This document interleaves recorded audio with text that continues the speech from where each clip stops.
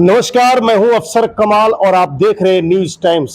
देखिए, इस वक्त हम दरभंगा में हैं और आज हमारे साथ एक्सक्लूसिव बात करने के लिए मौजूद हैं राष्ट्रीय जनता दल के बेहद ही वरिष्ठ नेता और दरभंगा ग्रामीण से विधायक और बिहार सरकार के पूर्व मंत्री ललित कुमार यादव। आज हम इनसे बात करेंगे और इनसे कई सवाल करेंगे, खास करके दरभंगा ग्रामीण को लेकर क्या रोड मैप है अगले 1 साल के लिए। उसके बाद से दरभंगा में अभी फ़िलहाल बाढ़ का कहर है, जो दरभंगा का इंटीरियर एरिया है वहाँ पे, उनसे रिलेटेड सवाल करेंगे और जानने की कोशिश करेंगे। सर, न्यूज़ टाइम्स में बहुत बहुत स्वागत है। चलिए, आपको भी न्यूज़ टाइम्स को बहुत बहुत धन्यवाद, जो इस तरह से आम जन का आम समस्या आप उठाते रहते हैं। अभी भी बहुत ज्वलंत उदाहरण है कि अभी बाढ़ से जो एक कोसी नदी का जो आपका किरतपुर प्रखंड के नरकटिया भंडरिया पंचायत भूगोल जहाँ टूटा है 2 भाग में, इधर एक जमालपुर साइड से, एक उधर भेजा साइड से जो तेतरी तरवारा साइड है। हम दोनों तरफ गए। कल हम लोग भेजा होते हुए मधेपुर होते हुए तेतरी तरवारा तक गए थे, जहाँ टूटा हुआ था भूगोल जगह है, और परसों हम लोग जमालपुर साइड से गए थे। दोनों जगह देखे हैं कि बाढ़ से लोग त्राहिमाम कर रहे हैं और अभी तक सरकार को आंकड़ा नहीं, कितने लोग फंसे हुए हैं, कितने लोग पानी में बह गए।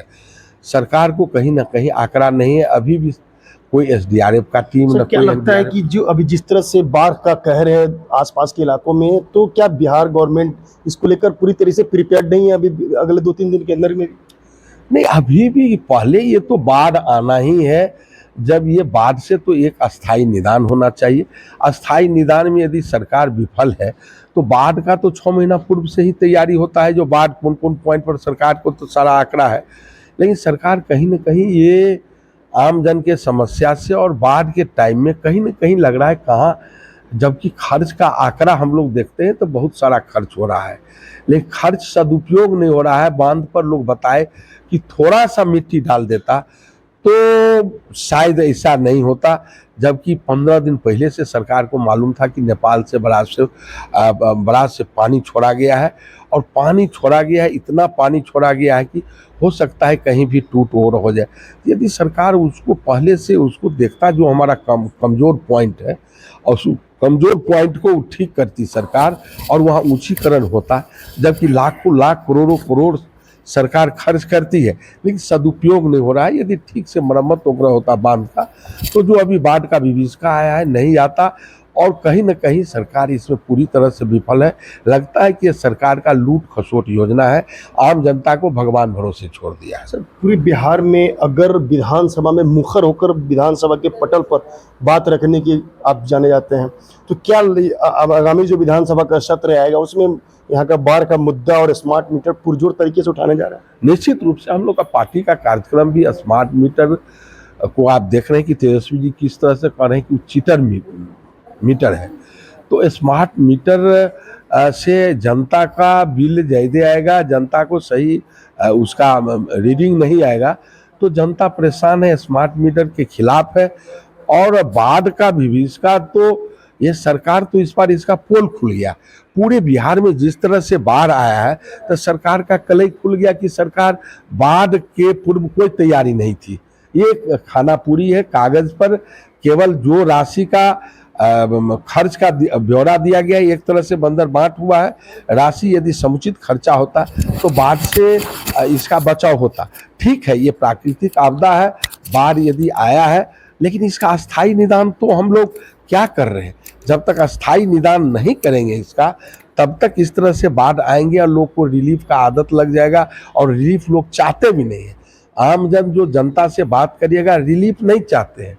आप कितना 25 किलो 50 किलो 1 क्विंटल अनाज मिलता है, लोग लाखों लाख लोगों का 50 क्विंटल अपने घर का 100 क्विंटल, जो जिस तरह से किसान है, गरीब लोग भी हैं, अपने इस समय में 5 क्विंटल 10 क्विंटल अनाज संचित करके रखते हैं। ये सारा आज उनका पशुधन हो यानी आर्थिक धन हो, सारा धन पानी में बह गया।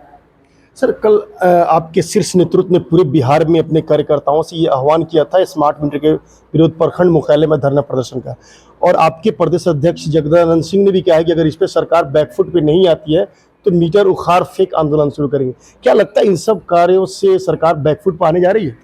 देखिए, सरकार को आमजन के लिए काम करती है और आमजन को जो सुविधा हो, जनता के लिए सरकार होती है और जनता के द्वारा चुनी हुई सरकार होती है, तो जनता के लिए काम करना चाहिए। लेकिन ये स्मार्ट मीटर पार्टी का हम लोगों का जो निर्णय है, आप जानते हैं पार्टी के निर्णय बहुत सही है और ये स्मार्ट मीटर के खिलाफ है आम जनता।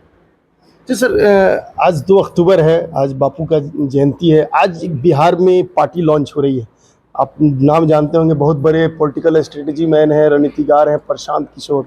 वो कह रहे हैं कि मैं जनता का सुंदर राज लाऊंगा। आप आरजेडी के एक सीनियर लीडर होने के नाते क्या कहना चाहेंगे? देखिए, आज महात्मा गांधी जी का जन्म तिथि है और लाल बहादुर शास्त्री जी का। जी जी। दोनों महान पुरुष को तो सबसे पहले हम लोग श्रद्धा सुमन अर्पित करते हैं और आज का बहुत महत्वपूर्ण दिन है। आज के दिन हम लोगों का बापू जैसे, लाल बहादुर शास्त्री जैसे जय किसान जय जवान का नारा दिए थे, ऐसे महान हस्ती लोगों को हम लोगों को याद करते हुए निश्चित रूप से जो आप प्रशांत किशोर जी जो भी अपने पार्टी का लॉन्च किए हो या आज पार्टी का नामकरण करेंगे, जो भी उनका अलग अपना मुद्दा है, लेकिन सवाल है बोलने और काम करने, कथनी और करनी में अंतर होना चाहिए। काम आप करके दिखाइए, काम करके दिखाइए, तब आम जनता आपको जनता पसंद करेगी। लेकिन उनके द्वारा कोई ऐसा कार्य तो अभी तक नहीं किया गया है जो जनता को लगे कि आने वाले समय में ये अच्छा काम करेंगे। सभी पार्टियां, कम से कम हमको लगता है हजारों पार्टी इस देश में है और हजारों पार्टी है, अपना अपना पार्टी लोग बनाते हैं और पार्टी बनती भी है और फिर पार्टी टूट भी जाती है और पार्टी और हजारों पार्टी है, अपना अपना पार्टी लोग बनाते हैं और पार्टी बनती भी है और फिर पार्टी टूट भी जाती है और पार्टी समाप्त भी हो जाती है। हम ये नहीं कहेंगे कि प्रशांत किशोर जी का पार्टी का कल क्या हाल होगा, लेकिन अभी तक तो कुछ ऐसा प्रशांत किशोर जी के द्वारा कोई कार्य ऐसा नहीं दिखाया गया है जो कि आम जनता को लगे कि आने वाले समय में प्रशांत किशोर जी का पार्टी कुछ काम करेगी। पार्टी तो लोग बनाते हैं, इसी तरह से बहुत पार्टी बनी है, आई है और गई है। देश में हम बताएं कि हजारों पार्टी है, पार्टी तो बनती रहती है, पार्टी बनते रहेंगे। इससे नहीं होगा, आम जनता को लगे कि हमारे लिए क्या किया गया है। तो अभी तक तो प्रशांत किशोर द्वारा कोई ऐसा कार्य नहीं किया गया है। कुछ रणनीतिकार होना अलग चीज़ है, किसी पार्टी को चुनाव, किसी उम्मीदवार को चुनाव लड़ाना अलग चीज़ है और अपने लड़ना और आम जन के बीच में जाना और जनता के वादे पर सही उतरना वो अलग चीज़ है। सर, मैं लोकसभा चुनाव में आया था, आपका जनसंपर्क कवरेज भी किया था और काफ़ी लोगों में रिस्पांस मिल रहा था, लोकप्रियता थी, लोग आपको चाह भी बहुत रहे थे। लेकिन सर, कमी कहाँ रह गई, चूक कहाँ रह गई? सर, क्या मैं इस वजह जान सकता हूँ? चूँकि लोग चाहते हैं आपको, या फिर भी हम तो देखिए, एक तो हम ही लोगों का योजना है जो यूपीए गवर्नमेंट में जो लागू हुआ था, अभी 5 किलो अनाज जो दिया जा रहा है। एक फैक्टर तो हम लोग को ये समझ में आ रहा है कि लोगों को लग रहा है कि मोदी जी के द्वारा दिया जा रहा है। और इस बार जो हम लोग देखे हैं, चुनाव हुआ है तो उम्मीदवार को लोग नहीं देखे हैं। मोदी जी के नाम पर बहुत लोग वोट जिस तरह से हो, उनका जो भी तंत्र हो, अपने आप में वो सफल हुआ। उम्मीदवार के नाम पर तो हमको नहीं लग रहा है जो यहाँ वोट हुआ है।